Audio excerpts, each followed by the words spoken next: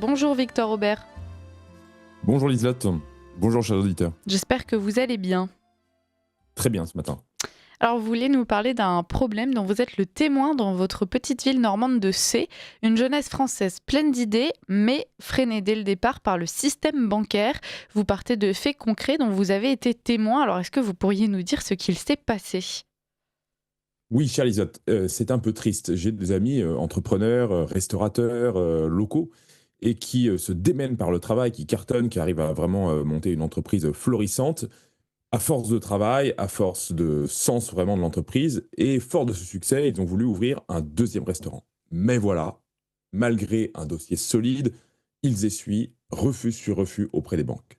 Et ce n'est pas un cas isolé. Alors, hop, pardon. Tac. Ils ne sont donc pas les seuls entrepreneurs à rencontrer ces difficultés, si on comprend bien, dites-nous tout. Non, c'est un phénomène massif parce que partout en France, les 18-30 ans qui créent des projets solides, qui vont proposer un business plan à la banque, trouver des clients, etc., se heurtent toujours au mur au moment de passer par la banque. Je vous donne quelques exemples que j'ai pu entendre à droite à gauche. Un boulanger dans l'Orne qui s'appelle François, la banque lui a refusé plusieurs fois tout emprunt pour créer sa boulangerie.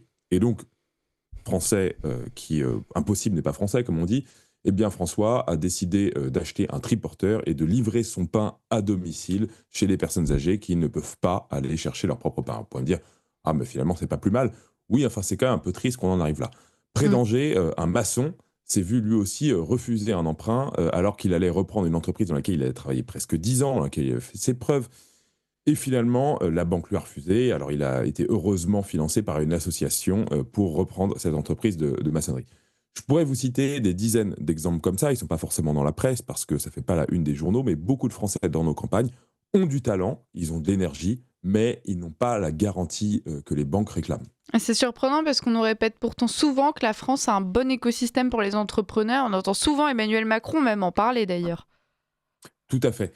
Mais l'envie d'entreprendre est bien là, c'est vrai, surtout chez les jeunes. On dit qu'il y a près de 3 jeunes sur 4 qui rêvent de créer leur boîte, mais il manque de moyens. Et donc lu une étude Opinionway qui dit qu'en gros, un jeune a besoin, a priori, pour lancer une entreprise moyenne, de 17 000 euros.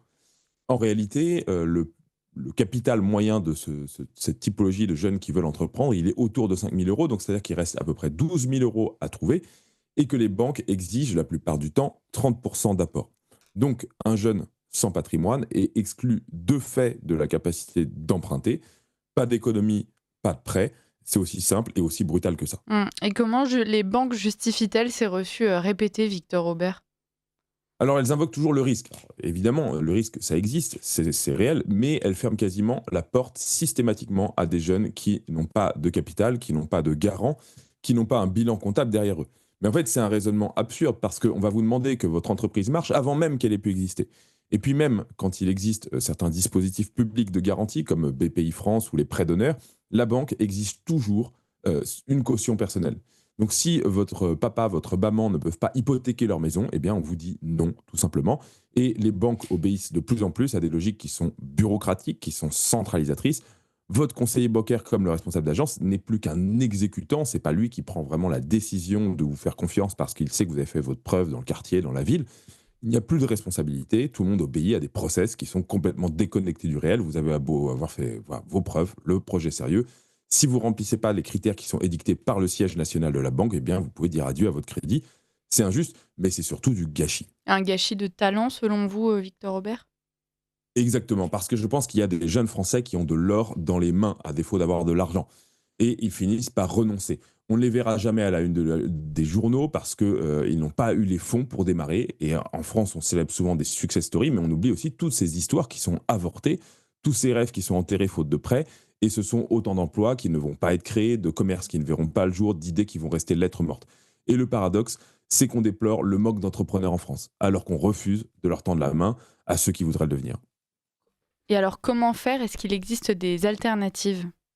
Alors oui, heureusement. On voit de plus en plus émerger des solutions comme des microcrédits associatifs ou des financements participatifs. De plus en plus de jeunes lancent des cagnottes, font appel à leur réseau. La communauté, finalement, autour d'un projet, c'est ce qui va être la véritable alternative aux banques. C'est long, c'est incertain, mais c'est souvent la seule voie possible. Et cela nous dit une chose très forte, parce que là où la banque va vous regarder comme un risque, la communauté, elle, vous regarde comme une promesse. Il faut donc apprendre à recréer des communautés, à s'entraider, à se fédérer autour de projets qui vont être portés par des jeunes et à construire un financement enraciné, autonome, communautaire, local. Un mot de conclusion peut-être, Victor Aubert. Oui, le système bancaire, dans sa logique froide, laisse sur le carreau une génération de jeunes Français. Mais ces jeunes ne demandent pas l'aumône, ils demandent qu'on leur fasse confiance.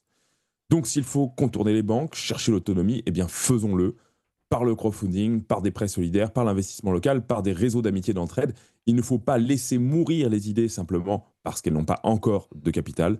Ce dont nous avons besoin aujourd'hui, ce n'est pas seulement d'argent, mais c'est une communauté qui croit dans la jeunesse. Ouais, belle conclusion, Victor Aubert. Et puis, ça serait chouette aussi de peut-être songer à créer une banque qui arrêterait de virer toutes les personnes qu'elle souhaite tuer socialement. Et puis, bon, on verra si un jour ce projet prend vie, mais c'est certain qu'il y a un besoin en tout cas. Merci beaucoup, Victor Aubert, pour cette chronique. Et puis, on souhaite bon courage à tous ces Français qui vont essayer d'entreprendre, qui ont de belles idées. On espère que tout ceci ne sera pas trop freinant pour eux. Je ne vous dis pas à la semaine prochaine, comme je le disais précédemment à Pascal Pointu, c'est la semaine sainte, donc pas de matinale, mais nous retrouvons donc jeudi dans 15 jours, Victor Aubert.